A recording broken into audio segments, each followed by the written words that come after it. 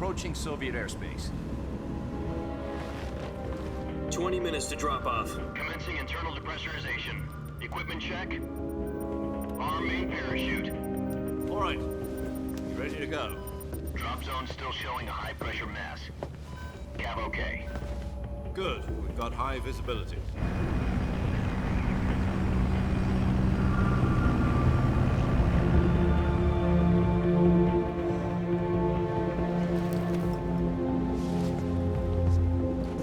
Put out that cigar. Connecting oxygen hose to interior connector. Put on your mask.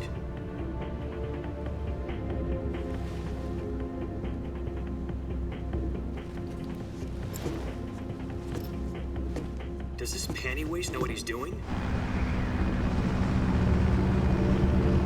Approaching release point. 10 minutes to drop off. Hey, are you deaf? He said put out the cigar and put on your mask.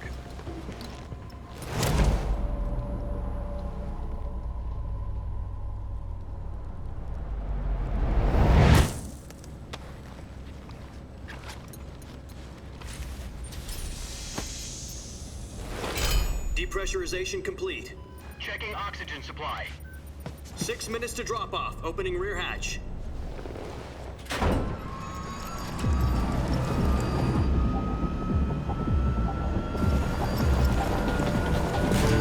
Sunrise.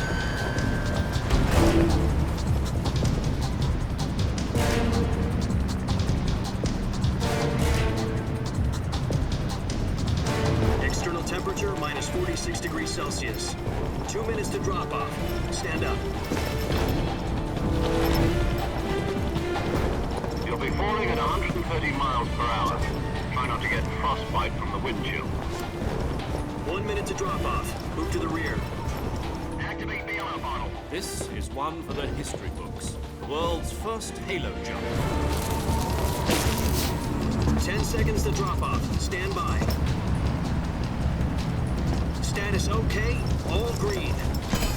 Prepare for drop-off. Countdown. 5, 4, 3, 2, 1. Spread your wings And fly. God be with you.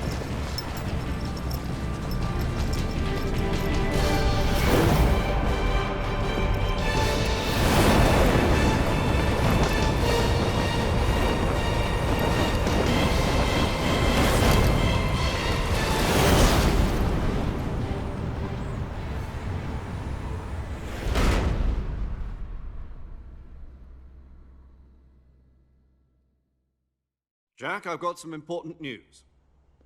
The head of the CIA has finally given us the green light for the Virtuous mission. Virtual mission? No, the Virtuous mission. The future of our Fox unit depends on it. If it succeeds, we'll be officially organized into a unit. Virtuous mission? Sounds like some kind of initiation ritual. You know, don't get cocky. This isn't a training op. Right. So what exactly is this wonderful mission? Well, about 2 years ago, a certain Soviet scientist requested asylum in the West through one of our moles. His name is Nikolai Stepanovich Sokolov. He's head of the OKB-754 Design Bureau, one of the Soviets' top-secret weapon research facilities, and the East's foremost expert on weapons development. Sokolov? Isn't he that famous rocket scientist? The very same. On April the 12th, 1961, the Soviets achieved the first manned spaceflight in history. The Earth was blue, but there was no God. Well spoken. The rocket that carried Yuri Gagarin into orbit was the A-1, known as the Vostok rocket. Sokolov is said to be the man most responsible for the multi-engine cluster used in that rocket. After Gagarin's flight, Sokolov left rocket development to become the head of the newly established Design Bureau. From a lowly technician to head of a design bureau, that's quite a success story, so why do you want to defect? It seems he'd become afraid of his own creations. Afraid? Call it a crisis of conscience. And for that, he left his country and his family behind and went over the fence? Not exactly. One of his conditions was that his family was also to be taken safely to the West. For used a mole to get the family out first and succeeded in sneaking Sokolov over the Berlin Wall shortly afterwards. I was the one who conducted the operation. The security on the eastern side was still full of holes back then. Then what? We got Sokolov over in one piece, but the whole ordeal had left him exhausted, and we checked him into a hospital in West Berlin. It took him 2 weeks and more than 600 miles to get from the research facility in the Soviet Union to Berlin. He was in no condition to say anything coherent. And it was only a week later that we had something much bigger on our hands. The Cuban Missile Crisis. October the 16th, 1962, President Kennedy received word that the Soviets were in the process of deploying intermediate-range ballistic missiles in Cuba. The President demanded that the Soviets dismantle and remove the missiles. At the same time, he announced a naval blockade to prevent further missile shipments from reaching Cuba. But the Soviets didn't back down, instead placing their armed forces on secondary alert. Soviet transport ships carrying missiles continued on course towards Cuba. US and Soviet forces went on alert for an all-out nuclear war. Frantic negotiations were conducted through the UN's Emergency Security Council and unofficial channels to end the hair-trigger standoff. Finally, on October the 28th, the Soviet Union agreed to remove its missiles from Cuba, and so the world avoided a nuclear holocaust. But in order to get the Soviets to pull their missiles out, we had to make a deal. You mean the one where the US agreed to remove its IRBMs from Turkey? No. The Jupiter IRBMs deployed in Turkey were obsolete, and we were going to get rid of them anyway. They had no strategic value whatsoever to either the US or the Russians. The Turkey deal was a ruse, a cover story that was fed to the other intelligence agencies around the world. So what did the Russians really want? Sokolov. They wanted us to return Sokolov.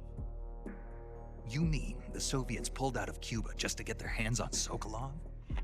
That's right. What the hell was he working on? At the time, we had no idea. We were running out of time. It was either give up Sokolov or risk full-scale nuclear war. In the end, we had no choice. President Kennedy gave in to Khrushchev's demand. The next day, I got Sokolov out of the hospital, handing him over to agents on the eastern side. Sokolov kept on screaming, "Save me," until he disappeared from my sight. Then, a month ago, we received some new information from one of our moles. About Sokolov? Yes.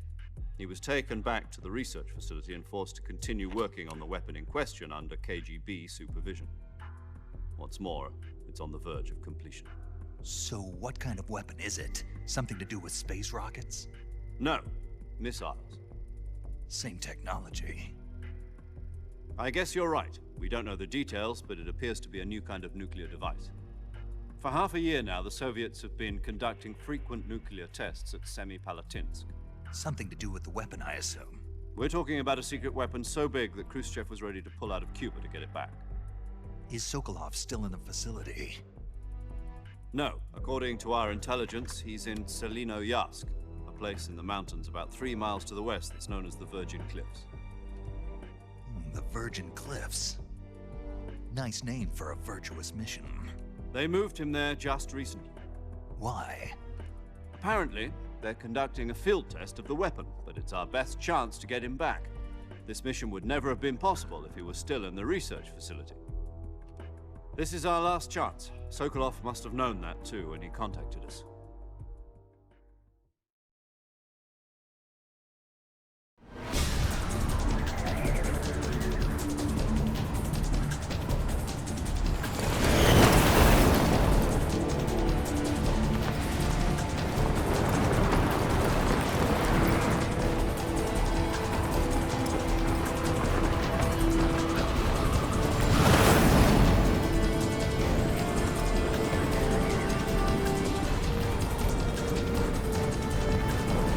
Listen up, Jack.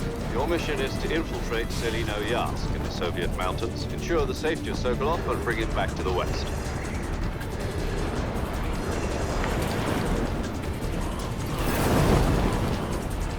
If we don't get Sokolov back before that weapon is complete, we'll be facing a major crisis.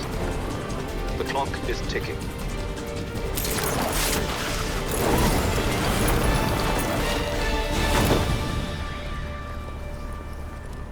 Once we've confirmed the rescue of Sokolov, stand by at the recovery point. A recovery balloon will be dropped at that point. Helium will be pumped into the balloon to inflate it. The process takes about 20 minutes. Once it's complete, the gunship's arm will latch onto the balloon and pull it up. The Fulton surface-to-air recovery system. I'm familiar with the theory. Take it easy. It's been combat-proven. Do you think Sokolov is up to it? The shock will be less than during a parachute jump, and the arm can handle up to 500 pounds. So you're planning on going over the border in a single combat Talon? She's equipped with two 6-barrel 20mm Vulcan cannons, as well as two 40mm machine guns. Sounds like she could hold her own against a battalion of tanks. Even with the fuel in the reserve tank, we're facing a 4-hour time limit. If all goes well, it shouldn't take more than a few hours. Home in time for dinner. But if anything goes wrong, you'll be eating dinner, breakfast, and all the rest of your meals in the jungle.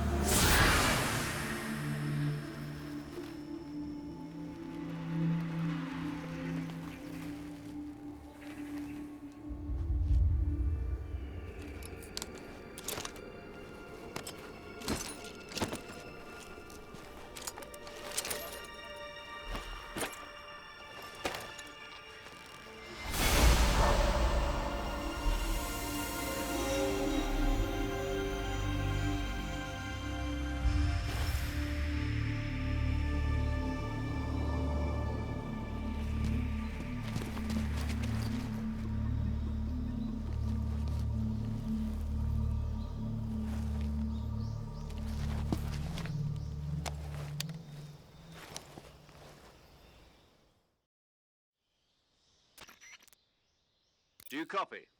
You're already in enemy territory, and somebody might be listening in. From here on out, we'll be using code names to refer to each other.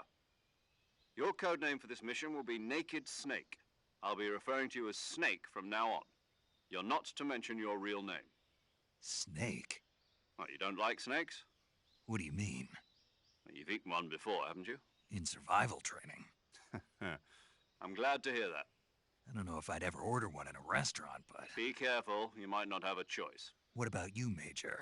What should I call you? Let's see. I'll be Tom. Call me Major Tom. This will be a sneaking mission. You must not be seen by the enemy. You must leave no trace of your presence. Is that clear? This kind of infiltration is the Fox unit's speciality. In other words, weapons and equipment are procured on site. That goes for food as well. You're completely naked, just as your name implies. Great. Now I see why you asked me if I like snakes. I suppose calling me Snake was your idea of a joke, too. No. There's a good reason for that. I'll tell you later when the time is right. Gotcha. Getting back to the subject, how exactly am I supposed to feed myself? You've been issued a knife and a tranquilizer gun. Use them to hunt for food. You'll also find some medical supplies in your backpack. Yeah, about the backpack. I lost it in a tree on the way down. I see. Well, you'd better go back and get it then. You know where it is? No problem. I can see it from here. It's stuck on a branch. To climb a tree, stand in front of a tree that's covered in ivy and press the action button. I'll be monitoring your progress over the radio. We can't risk violating Soviet airspace, but I'll be in the gunship. My frequency is 140.85. I'll give you a call if I need to talk to you. If you need to talk to me, use the send function. Okay, Snake, go get your backpack.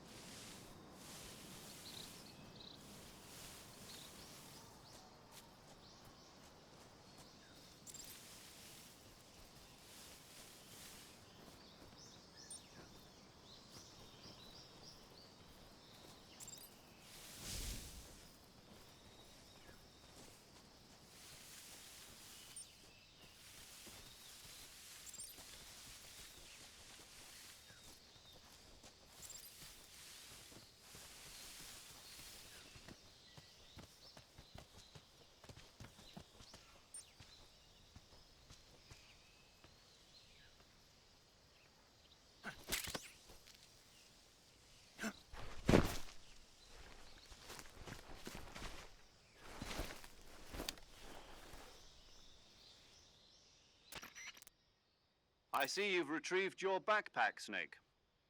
To equip a weapon, it's necessary to take it out of your backpack. In the survival viewer, choose Weapon from the backpack.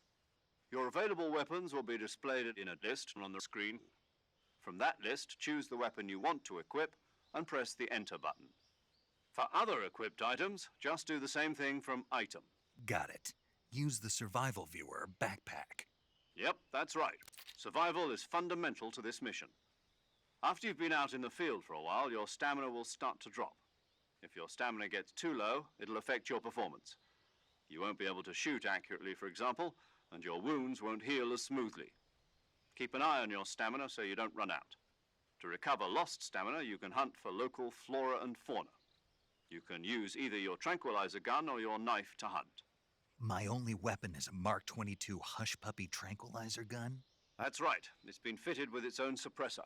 However, the suppressor will deteriorate every time you fire. Once its durability reaches 0, the noise suppression effect will be gone. So don't get too trigger happy with it. The suppressor's durability is shown in the icon. Any weapons and equipment beyond what you're carrying now, you'll have to find as you go. I have to find my own weapons and equipment? Whose crazy idea was this anyway? Solo covert actions are standard Fox operating procedure. You can't leave any traces of your presence. No weapons, equipment, footprints, sweat, or bodily wastes. The same goes for bullets and cartridges, too.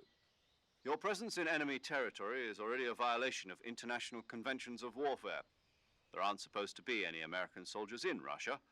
It could spark an international incident. You can't let anyone see you. You can't let the enemy know you're there. This is a stealth mission. You're a ghost, Snake, in every sense of the word. And there'll be no rescue if you're captured. The military and US government will deny any involvement in the affair. Then I'll just have to take care of myself, huh? I'm afraid so. You've been given a fake death pill for that purpose. SIS guidelines stipulate that soldiers on covert ops like this one be issued a potassium cyanide capsule. Tape it to your body so you can take it when you need to.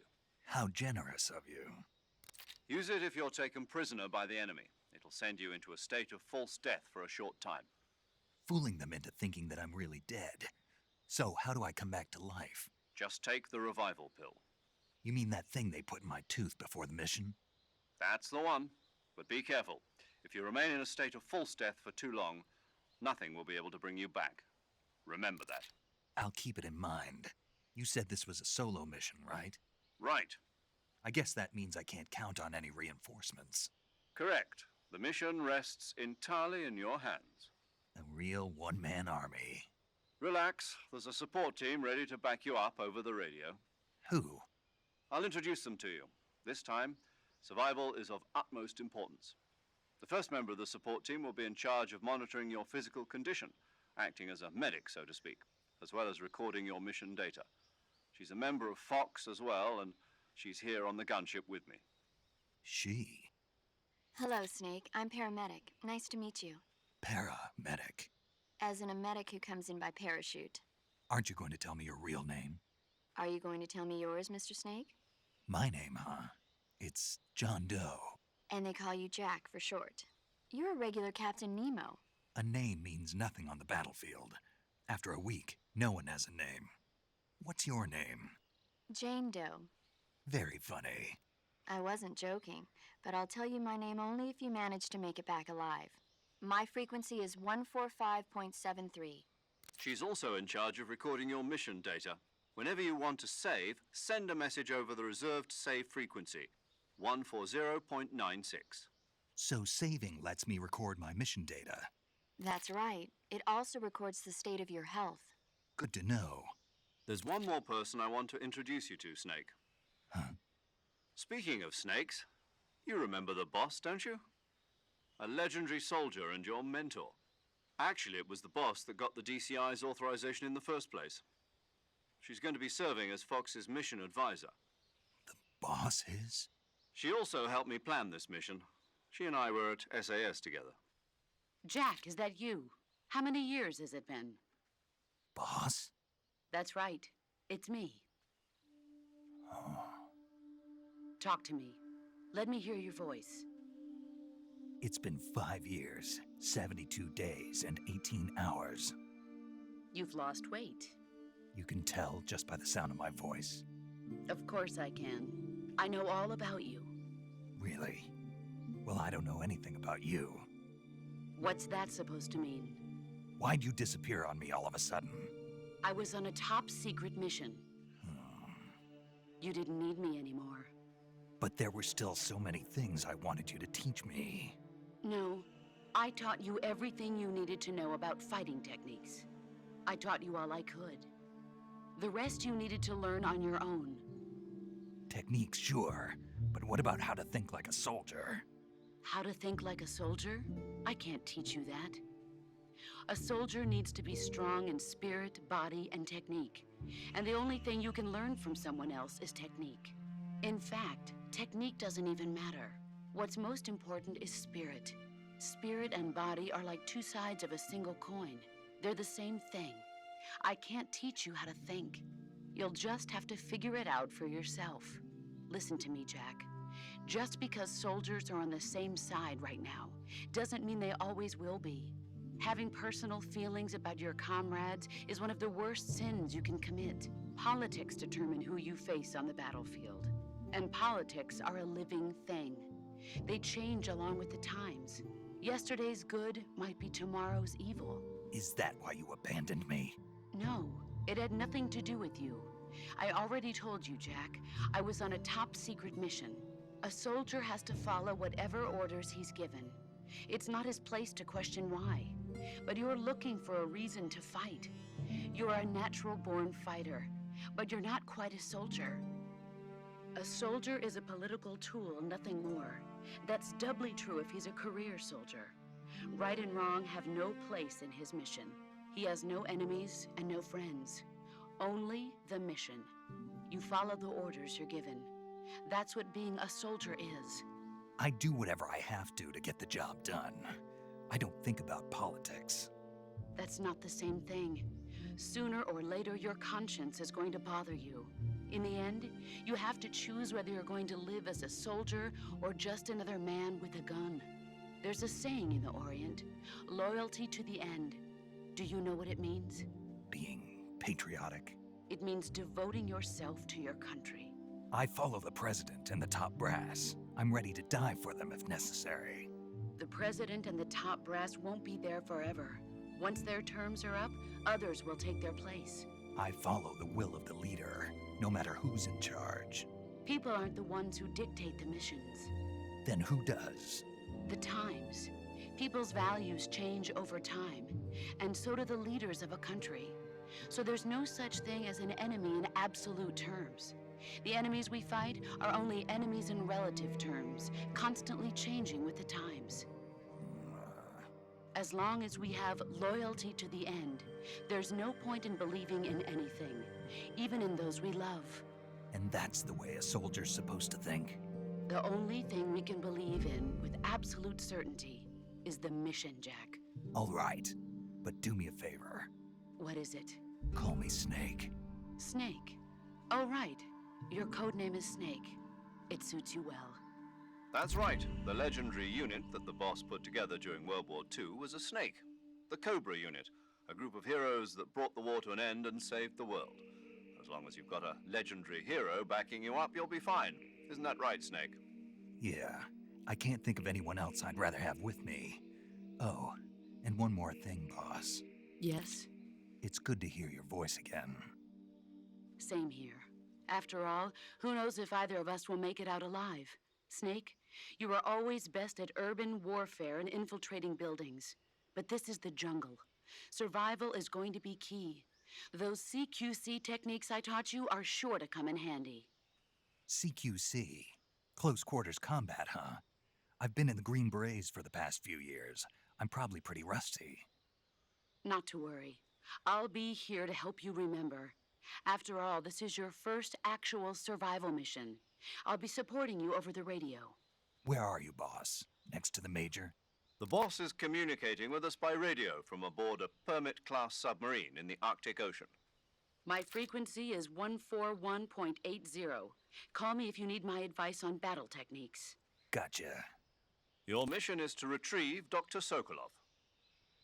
Dr. Sokolov is being held in an abandoned factory located to the north of your current position. Avoid heavy combat and don't let anyone see you. Don't forget that this is a stealth mission. Snake, try to remember some of the basics of CQC.